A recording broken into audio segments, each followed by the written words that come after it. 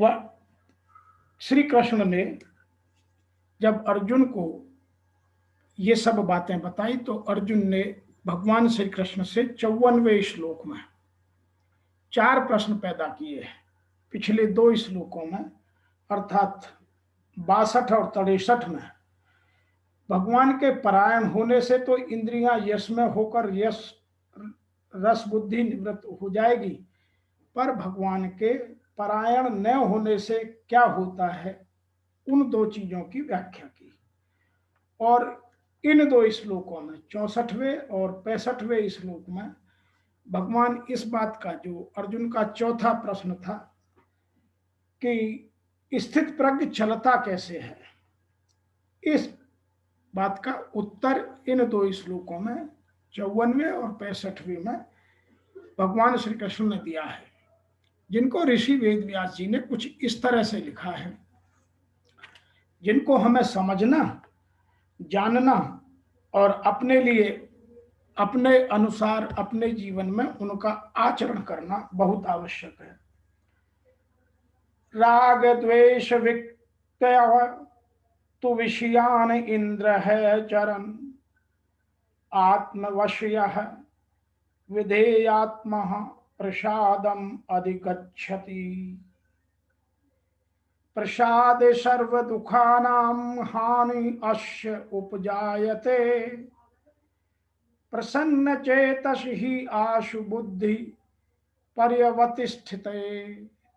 अर्थात अपने वश में किए हुए अंतःकरण वाला साधक, जिसने अपने अंतःकरण को वश में कर लिया, वो नियंत्रित और राग द्वेष रहित इंद्रियों द्वारा विषयों में विचरण करता हुआ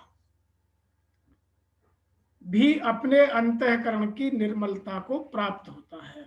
अर्थात उसके मन से हर चीज का बैर भाव, मोह, ममता सब समाप्त हो जाती है।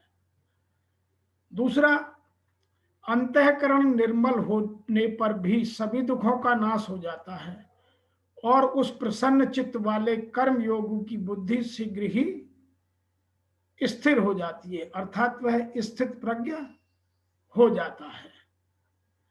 ए Sikar who has control over his mind and senses, who is devoid of liking and disliking, attain the stillness mind while observing sense objects.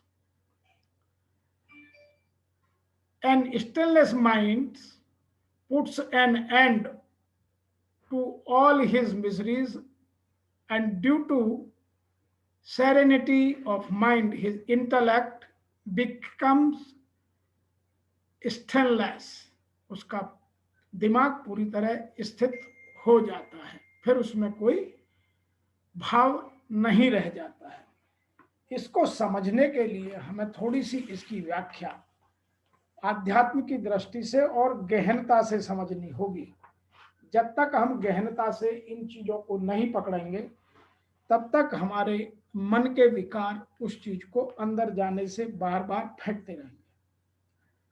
यहां जो श्लोक है, पूर्व श्लोक में भगवान ने कहा कि आसक्ति रहते हुए विषयों का चिंतन करने मात्र से पतन हो जाता है, और यहाँ कहते हैं कि आसक्ति न रहने पर विषयों का सेवन करने से उत्थान हो जाता है।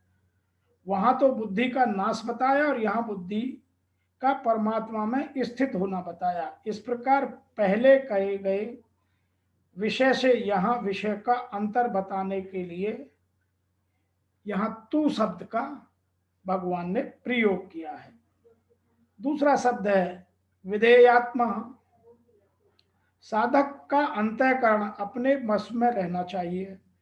अंतःकरण को वशीभूत किए बिना कर्म योग की सिद्धि नहीं होती। प्रत्युत कर्म करते हुए विषयों में राग होने की और पतन होने की संभावना रहती है। वास्तव में देखा जाए तो अंतःकरण को अपने वश में रखना हर एक साधक के लिए आवश्यक है, और यह कोई आसान काम नहीं है। मनोनिग्रह कठिनतम साधना है, जो पवन को बांधना है। तो मन को नियंत्रित करना उतना ही कठिन है जैसे हवा को बांधना। तो कर्मयोगी के लिए मन को अपने वश में रखने की विशेष आवश्यकता है। आगे यहाँ लिखा गया है, आत्मवयी राग द्वेष विमुक्त इंद्र है। जैसे विधेय आत्मा पद अंतःकरण को वश में करने के अर्थ में आया है, वैसे ही यहाँ आत्मवश पद इंद्रियों को वश में करने के अर्थ में आया। तात्पर्य है कि व्यवहार करते समय इंद्रियां अपने वशीभूत होनी चाहिए। जब हम जगत के व्यवहार, लोक व्यवहार कर रहे हों तो हमारी इंद्रियां हमारे वश में होनी चाहिए। और इंद्रियां वशीभूत होने के लिए इंद्रियों का राग द्वेष रहित होना जरूरी है। अतः इंद्रियों से किसी विषय का ग्रहण राग पूर्वक न हो और किसी विषय का त्याग द्वेष पूर्वक न हो। कारण है कि विषयों के ग्रहण और त्याग का इतना महत्व नहीं है जितना महत्व इंद्रियों में राग और द्वेष न होने देने का है।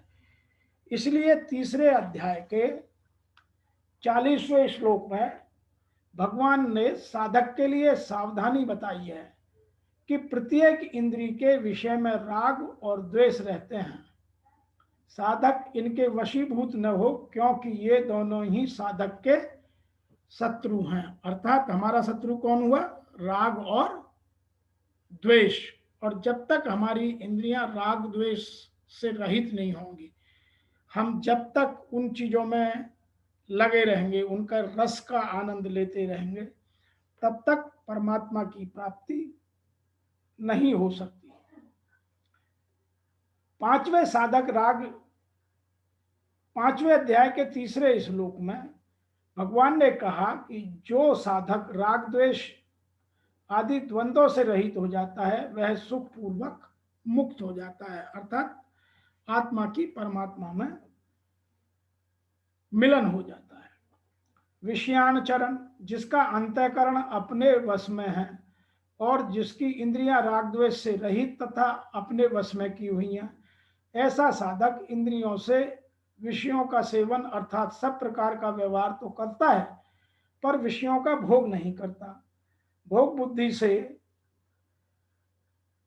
किया हुआ विषय सेवन का पतन ही कारण होता है। इस बुद्धि का निषेध करने के लिए यहाँ विधेय आत्मा, आत्मैश्य आदि पद आए हैं। आगे उन्होंने लिखा है, प्रसादमागच्छति, राग द्वेष होकर विषयों का सेवन करने से साधक अंतःकरण की प्रसन्नता अर्थात स्वच्छता को प्राप्त कर लेता है। यह स्वच्छता मानसिक तप से ऊंचा है और जो शारीरिक तथा वाचिक तपों से बहुत ऊंचा है। अतः साधक को न तो राग पूर्वक विषयों का सेवन करना चाहिए, न ही द्वेष पूर्वक विषयों का त्याग करना चाहिए, क्योंकि राग और द्वेष इन दोनों में ही संसार का साथ संबंध हमारा सदैव जुड़ा रहता है। आगे लिखा है, प्रसादे सर्व दुखाना हानिरोष्य उपाजायते, चित्त की प्रसन्नता प्राप्त होने पर संपूर्ण दुखों का नाश हो जाता है। अर्थात कोई भी दुख नहीं रहता। कारण है कि राग होने से चिंता या चित्त में खिन्नता आती है। खिन्नता होते ही कामना पैदा हो जाती है और कामना से ही सारे दुख पैदा होते हैं। परंतु जब राग ही मिट जाता है तो चित्त में प्रसन्नता रहती है और प्रसन्नता से संपूर्ण दुख स्वयं मिट जाते हैं। जितने भी दुख हैं वे सबके सब प्रकृति और प्रकृति के कार्य शरीर के संबंध से होते हैं और शरीर संसार से संबंध होता है सुख की लिप्सा से। सुख की लिप्सा होती है खिन्नता से, परंतु जब प्रसन्नता होती है तब खिन्नता मिट जाती है। खिन्नता मिटने पर सुखों की लिप्सा नहीं रहती। सुख की लिप्सा न रहने से शरीर संसार के साथ संबंध नहीं रखता और संबंध न होने से संपूर्ण दुखों का स्वतः अभाव हो जाता है। यहां लिखा है, सर्व दुखानाम हानि तात्पर्य यह है कि प्रसन्नता से दो बातें होती हैं, संसार से संबंध विच्छेद और परमात्मा में बुद्धि की स्थिरता। यही बात भगवान ने पहले 53वें श्लोक में निश्चला और अचला पदों में कही है कि उसकी बुद्धि संसार में निश्चल और परमात्मा में स्थिर अर्थात अचल हो जाती है। यहाँ सर्व दुखानाम हानि का तात्पर्य यह नहीं कि उसके सामने दुखदायी परिस्थिति नहीं आएगी, परंतु तात्पर्य यह है कि कर्मों के अनुसार उसके सामने दुखदायी घटनाएं दुखदायी परिस्थिति आ सकती है, परंतु उसके अंतःकरण में दुख, संताप, हलचल, विकृति नहीं होती है। प्रसन्न चेतसो हया आसु बुद्धि परिवस्थिते, प्रसन्न चित्त वाला या प्रसन्न चित्त वाले की बुद्धि बहुत जल्दी परमात्मा में स्थिर हो जाती है, अर्थात साधक स्वयं परमात्मा में स्थिर हो जाता है, उसकी बुद्धि में किंचित मात्र भी संदेह नहीं रहता है। भगवत विषयक प्रसन्नता हो अथवा व्याकुलता हो, इन दोनों में से कोई भी एक अगर अधिक बढ़ जाती है तो वह शीघ्र परमात्मा की प्राप्ति करा देती है।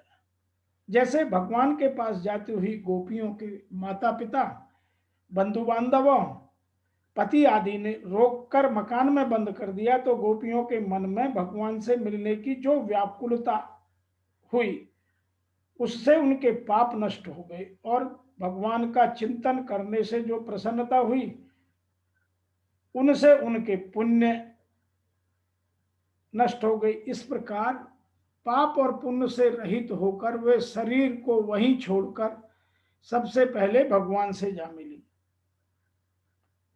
अर्थात भगवान से मिलने के लिए हमें दोनों को छोड़ना आवश्यक है, परंतु सांसारिक विषयों को लेकर जो प्रसन्नता और खिन्नता होती है उन दोनों में ही भोगों के संस्कार दृढ़ होते हैं, अर्थात संसार का बंधन दृढ़ हो जाता है। इसके उदाहरण संसार मात्र के सामान्य प्राणी हैं और जो प्रसन्नता और खिन्नता लेकर संसार में फंसे हुए हैं। प्रसन्नता और व्याकुलता का अंतःकरण पर प्रभाव पड़ता है, दोनों में ही अंतःकरण द्रवित हो जाता है। जैसे द्रवित मोम में रंग डालने से मोम का रंग स्थायी हो जाता है, ऐसे ही अंतःकरण द्रवित होने पर उसमें भगवत संबंधी अथवा सांसारिक संबंधी जो भी भाव आते हैं वे स्थायी हो जाते हैं। स्थायी होने से वे भाव उत्थान अथवा पतन करने वाले हो जाते हैं। अतः साधक के लिए उचित है कि संसार की प्रिय से प्रिय वस्तु मिलने पर भी प्रसन्न न हो और अप्रिय से अप्रिय वस्तु मिलने पर भी उद्विग्न न हो, तो उस पर किसी तरह का कोई रंग चढ़ेगा ही नहीं, अर्थात उसकी आत्मा सदैव निर्मल रहेगी। अब हम वर्तमान युग में इन दोनों श्लोकों से जो हमें सीख मिलती हैं या जिनका हम पालन कर प्रतिपादित कर अपने जीवन में अपने जीवन को और उत्कृष्ट बना सकते हैं, वह यह तीन बातें हैं। नंबर 1, जो साधक अपने मन को नियंत्रित करता है, पसंद और नापसंद से रहित, वह मन की शांति को प्राप्त कर लेता है, उसका मन कभी हलचल में नहीं रहता। One who has control his mind, devoid of liking and disliking, attains the stillness. Number 2, a stillness mind puts an end to all his miseries and due to serenity of mind, दिमाग के शांत होने से सभी दुखों का अंत हो जाता है और यही मन की शांति का कारण है। और ऐसा आदमी जो इन दो चीजों को कर लेता है, जो अपनी इंद्रियों को अपने वश में कर लेता है, उनको नियंत्रित कर लेता है, पसंद नापसंद से रहित हो जाता है, जिसका दिमाग हमेशा निर्मल रहता है, जिसका मन निर्मल रहता है, वह बहुत शीघ्र ही स्थित प्रज्ञ वाली स्थिति में जाकर स्थापित हो जाता है। तो हमें यह बातें जानने समझने के लिए गीता का ज्ञान पूर्ण होना अत्यंत आवश्यक है। गीता हमें हमारे जीवन की मूलभूत आवश्यकताओं से दूर नहीं करती, हमें वह मूलभूत आवश्यकताओं को किस तरह अपने जीवन में पालन करते हुए अपने जीवन को उत्कृष्टता की ओर ले जाएं, यह समझाती है। अर्थात गीता वह जीवन का एक मैनुअल है, जीवन को चलाने संबंधित नियम और उपनियमों की व्याख्या करती है, जिससे हम इस संसार में अपने शरीर से भगवान द्वारा कराए गए कृत्यों को करते हुए, भगवान की प्रार्थना करते हुए, भगवान के सामने समर्पण करते हुए अपने जीवन को उत्कृष्ट बनाकर आत्मा से परमात्मा का मिलन कराने में संभव ला सकते हैं। और यही भगवान श्री कृष्ण द्वारा बताई गई वाणी गीता हमें समझाती है। आज के इन 64वें और 65वें श्लोक की व्याख्याओं में इतना ही। आपसे शीघ्र मिलते हैं आगे के श्लोक संख्या 66वें की व्याख्या लेकर।